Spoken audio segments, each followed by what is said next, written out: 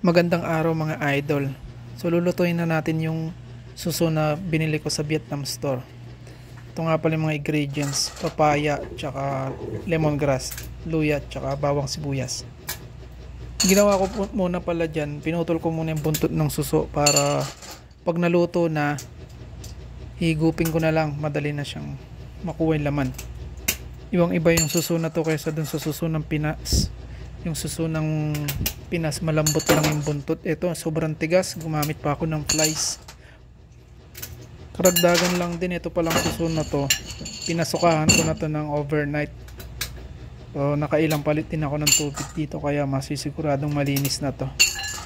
Fast forward, natapos ko nang putulin yung buntot ng suso at na-ready ko na rin yung mga dapat i-ready. Simulan na natin. Naglagay lang ako ng mantika sa mainit na kaldero. Yan ang uusok na yan kasi sobrang nipis ng kaldero na yan. Ilagay na natin yung luya, tapos isunod natin yung bawang at sibuyas dyan.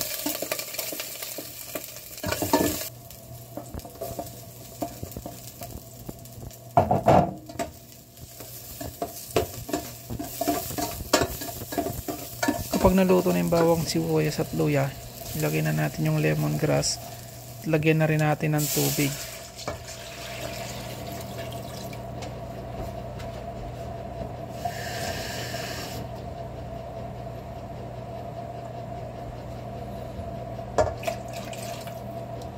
Pagkatapos takpan lang natin hanggang kumulo. Kapag kumulo na, ilagay na natin yung papaya. Nga pala, kalahating papaya lang pala yung nilagay ko kasi konti lang yung susong lulutuin natin. Lagyan na rin natin ng asin, pagkatapos takpan natin, pakuluin natin yung papaya hanggang sa lumambot. So i-check natin yung papaya kung malambot na. Kapag malambot na yung papaya, ilagay na natin yung suso.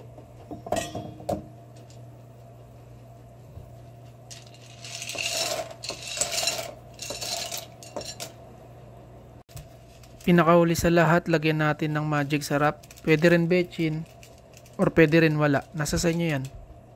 Hintayin lang natin hanggang sa kumulo. Once na kumulo na yan, luto na yon. So patayin na natin, pwede na natin siyang ulamin. Ayan na mga idol, ready to serve na yan. Tara, kain na tayo.